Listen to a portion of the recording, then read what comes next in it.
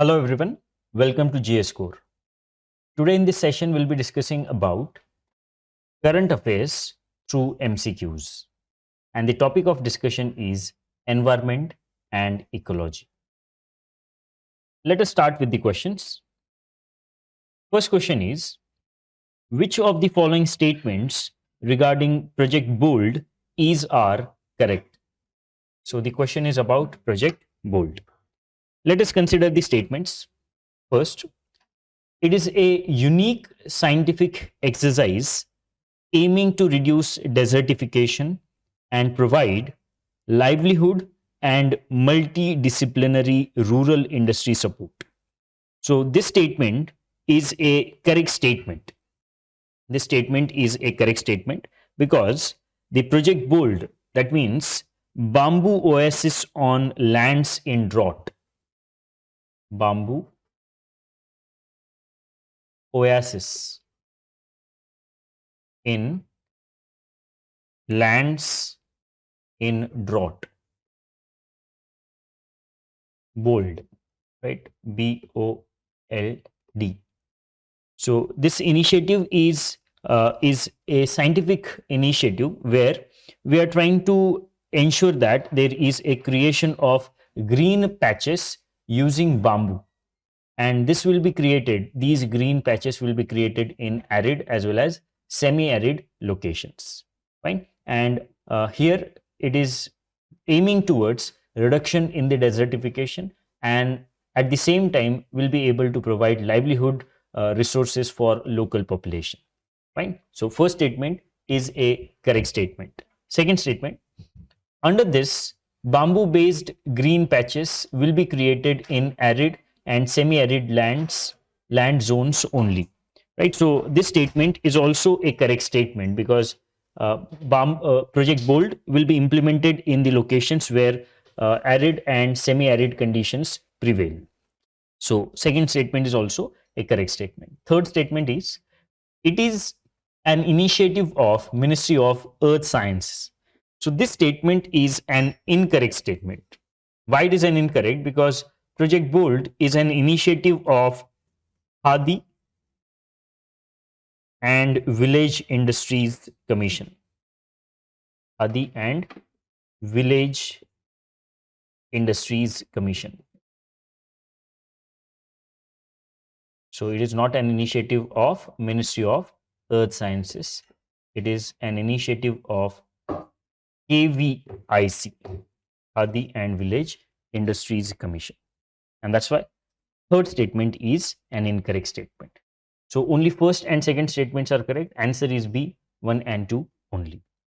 Right? So Project Bold is for creation of bamboo based green patches in the arid and semi-arid locations, which will ensure reduction in the desertification and at the same time will provide livelihood to local population. And this is the project of Khadi and Village Industries Commission. So first answer of first question is B, 1 and 2 only.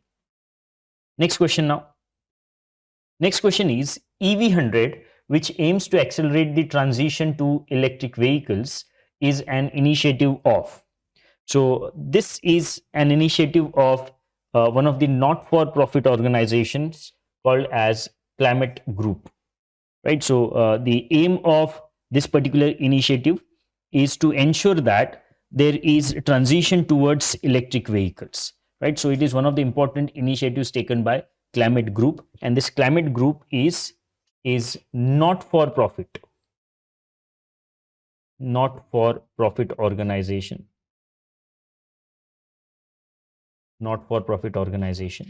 and this not for profit organization was established in 2003,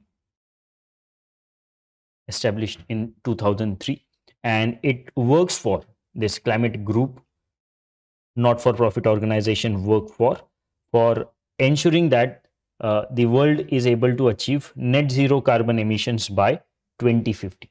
So their aim is net zero carbon emissions,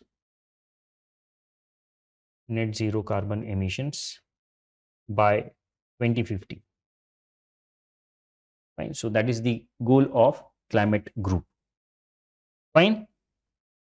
So apart from these program, apart from EV100 program, the climate group also has another program, other programs like RE100, wherein they are ensuring that the businesses are committed towards 100% use of renewable energy. So that initiative is called as RE100 initiative.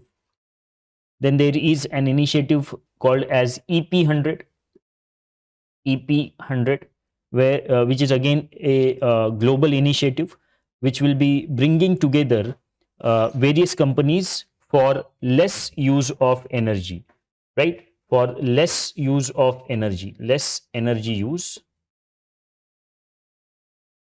and with less energy use, do more, do more.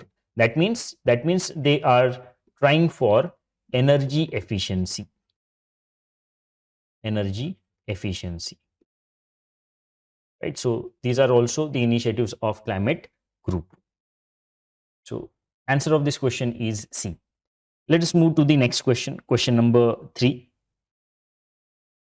Question number 3 is Swas Safal star seen in news recently are related to which of the following, right? So these terms are related to green firecrackers, right? Green firecrackers, and these green firecrackers are being developed by CSIR, right? And these green firecrackers are less polluting,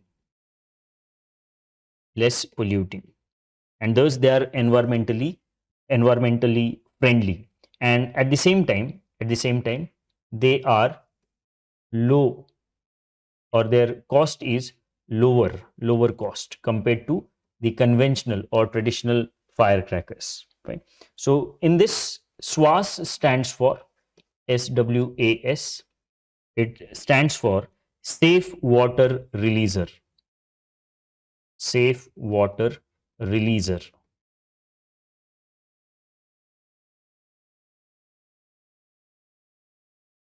safe water releaser. Then stands for safe minimal aluminium, safe minimal aluminium. And STAR stands for safe thermite cracker, safe thermite cracker. Fine. That is what is the answer. These terms are related with green crackers developed by CSIR. Next now, fourth question. Fourth question is, consider the following statements regarding red-eared slider turtle. Let us consider the statements. First, it is designated one of the world's 100 worst invasive species by the IUCN. Right? So it is one of the world's worst 100 invasive species. First statement is correct statement. And what are invasive species? Invasive species are those species which are not native to a particular region. These species are not native to a particular region, and as a result of that, they may use up the resources available for the local species, and that's why local species are harmed by these invasive species. So first statement is correct. Second, the turtle originated from the area around the Mississippi River and the Gulf of Mexico, right? So this statement is also a correct statement. The red-eared slider turtle, they originate around the Mississippi River and Gulf of Mexico region. Third statement, they mature at a very slow rate and are very aggressive, right? So this statement is incorrect statement, because often invasive species mature at a very fast rate, right? So this part of the statement is incorrect. They mature at very fast rate and they are aggressive in nature as well. So only first part of the statement is incorrect, and that's why third statement entirely becomes incorrect statement, right? So answer of the question is A, 1 and 2 only. Next question now. Next question is fifth question. Consider the following statements regarding mangroves. First, mangroves are salt-tolerant species that are also known as halophytes. So this statement is a correct statement because we know that mangroves are often found in littoral areas. Littoral areas. For example, in estuaries. In estuaries, we have the presence of mangroves. And in the estuaries, we know that the water is brackish water. And those mangroves, as they are able to sustain in the estuary region, they are salt tolerant species, which are also called as halophytes. So first statement is correct statement. Second statement, mangrove for the future, developed by IUCN and UNDP, is a unique partner-led initiative to promote investment in coastal ecosystem conservation. Right. So this statement is also a correct statement, wherein the initiative Mangrove for Future (MFF), Mangrove for Future, is the initiative started by the IUCN and UNDP. Fine, and it is the initiative that promotes investment in coastal ecosystem conservation. Right. So second statement about MFF, Mangrove for Future, is a correct statement. Third statement now. Third statement is they are best located where silt-free water is brought down by rivers. Right. So this statement is an incorrect statement. They are best located in the areas where the abundant silt is brought by rivers, not silt-free. This is incorrect because mangroves need silt which can be trapped by their roots, and a firm ground will be formed by the roots for the development of mangroves trees. And that's why they need silt. They won't be able to survive in the locations where rivers do not have silt water. Fine. And that's why third statement is an incorrect statement. And that's why again answer is 1 and 2 only mentioned in answer, mentioned in option A. Fine. So fifth question answer is A. Next question now. Arrange the following protected areas in north to south direction. Right. So protected areas are given and we are supposed to arrange them in north to south direction. So let us consider these statements. First is Papikonda National Park.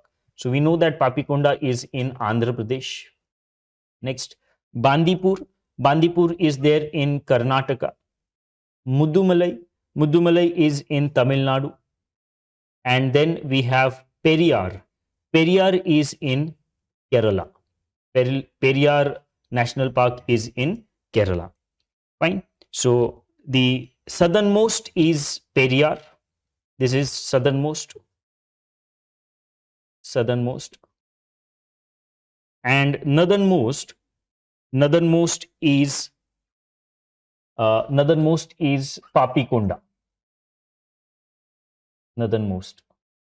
And we are supposed to arrange from north to south. So we should have first as our first pair. So which is there in the all options. You can see here all options consist of first pair as the northernmost, first statement as the northernmost. But we need Periyar as the southernmost. So at the fourth place we should have Periyar, and that is there in only two options, and that's why we can eliminate other options. Now the question is between Bandipur and Mudumalai. So Bandipur is in Karnataka, and that's why it is northern than Mudumalai. It is northward than Mudumalai, and that's why answer is D, 1, 2, 3, 4. Right. So Bandipur is it's towards north compared to Mudumalai, and that's why answer is 1, 2, 3, 4. Right. So answer of this question is D. Next question now. Question number 7. Consider the following statements regarding National Mission for Clean Ganga, NMCG. National Mission for Clean Ganga. So let us consider the statements. First, NMCG is an autonomous department under Ministry of Jal Shakti. Right. So this statement is an incorrect statement because National Mission for Clean Ganga is a registered society. Right. It is not an autonomous department under Ministry of Jal Shakti. It is the registered society, and that's why first statement is an incorrect statement. Second, National Mission for Clean Ganga is currently the implementation arm of National Ganga River Basin Authority, constituted under EPA, Environment Protection Act 1986.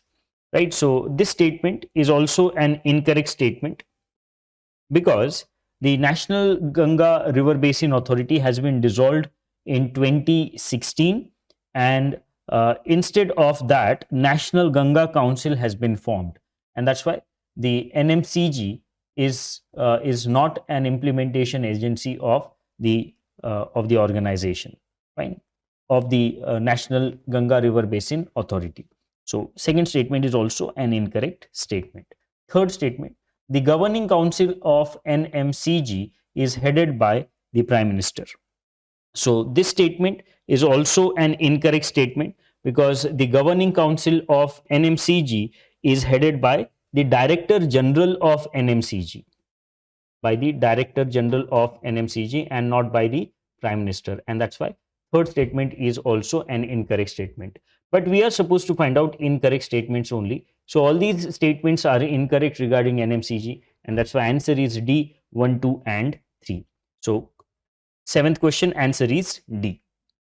Next now. Which of the following organization has recently published Desertification and Land Degradation Atlas of India? So this atlas has been published by ISRO. Desertification and Land Degradation Atlas of India has been published by ISRO. So answer of this question is A. Next question, ninth. There is a concern over the increase in harmful algal blooms in the sea waters of India. What could be the causative factors for this phenomenon? Right. So we know that algal bloom is the result of nutrients availability. Right, and there are various factors that lead to nutrient availability in a water. So let us consider the factors. So first is discharge of nutrients from estuaries. Yes, it is a factor that leads to increase in the nutrient availability, leading to algal bloom. Second, runoff from the land during the monsoon. Yes, during the monsoonal season, the runoff from, let's say, land carries various nutrients towards water bodies, and that leads to enrichment of water bodies with nutrients, which in turn leads to algal bloom.